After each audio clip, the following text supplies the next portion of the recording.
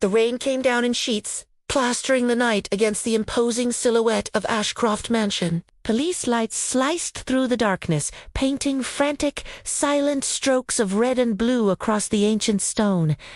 It's always the same, isn't it? The richer the house, the smaller the truths it tries to hide, and the larger the lies. My partner, Marcus, ever the pragmatist, broke the silence. He thought it was a robbery gone wrong. But robbers take things. Killers, they leave things, signs, warnings.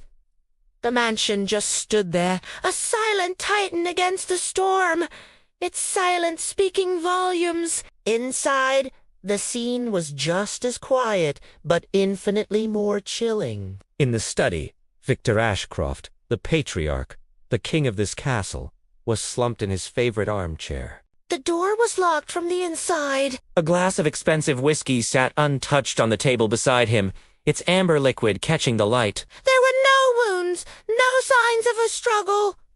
He just looked, ready, calm, almost serene. Marcus thought perhaps he trusted his killer, let them in willingly. I saw something else. I saw a man who knew his end was near, who faced it with a kind of resigned acceptance. It was the chessboard on the ornate table that truly caught my eye. A game was in progress, or perhaps had just ended. But the White King was missing, vanished.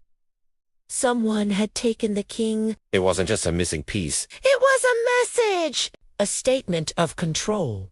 Whoever did this wasn't just ending a life. They were declaring victory, asserting dominance over the master of the house himself. The shadows in the room seemed to deepen as we stood there, the relentless drumming of the rain on the window panes, the only sound. It was a perfectly staged scene, and every detail felt deliberate, placed with the precision of a master puppeteer. We were just the audience, trying to decipher the play. We started with the family, of course. Lydia, Victor's daughter, was first. She was composed, her grief held in check by a steely reserve.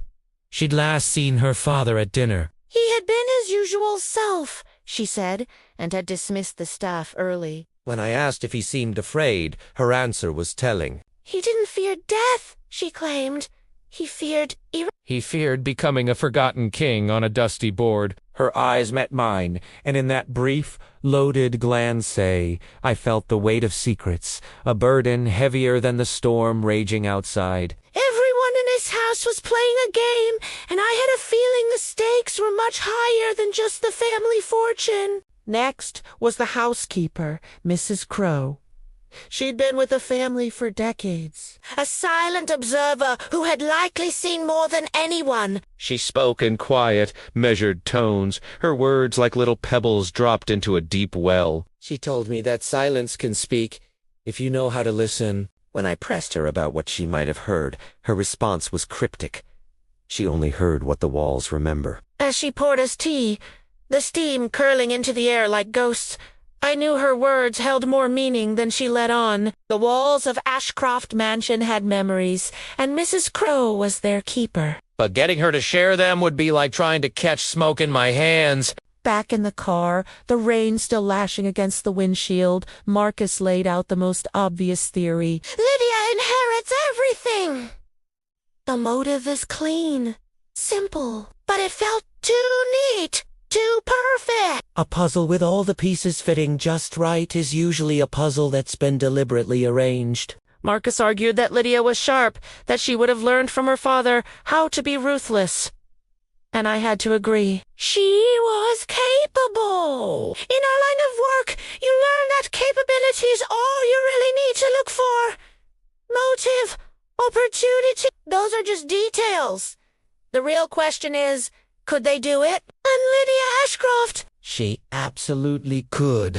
Just as we were about to leave, I noticed a small, folded note tucked under the base of the chessboard. It was in Victor's handwriting. One short, chilling sentence. The final move must be mine.